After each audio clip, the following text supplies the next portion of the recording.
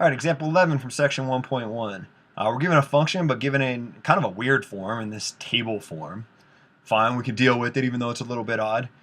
Basically, all this is telling you is that we have a bunch of inputs, 1, 2, 3, 4, and 5, and the corresponding outputs are 8, 6, 7, 6, and 8. So when I put a 4 into my function, 6 comes out. When I put a 5 into my function, 8 comes out, and so on.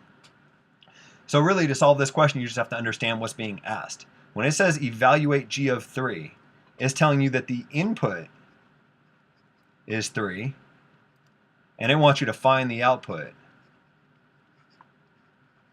And that may have been obvious because you don't see any 3's down here in the output, so you knew that it was the 3 was the input. But even so, I like to talk about them more generally, just in case the question doesn't give away the answer. When it asks you to evaluate g of 3, what I want you to know is that it's telling you the input is 3 and asking you what the output is. Here's where the input is 3. It looks like the output is 7.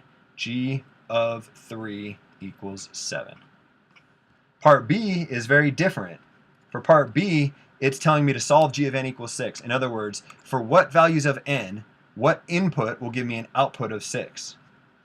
So over here, what's given is the output of 6, and B is asking me to find input. And maybe I'll even say inputs because it's possible there's more than one. Well, so now I'm looking for a 6 down here in the second row, not in the first row. And again, there are no 6's in the first row, so it's a bit of a giveaway. But even if there were, I want you to know that you're looking here. You're saying there's a 6 right here and a 6 right here. So g of 2 equals 6. So I guess my answers would be n equals 2 or 4. And that's because g of 2 equals 6 and g of 4 equals 6. Note that that's not a problem. That doesn't make this not a function. It's okay to have two different inputs with the same output.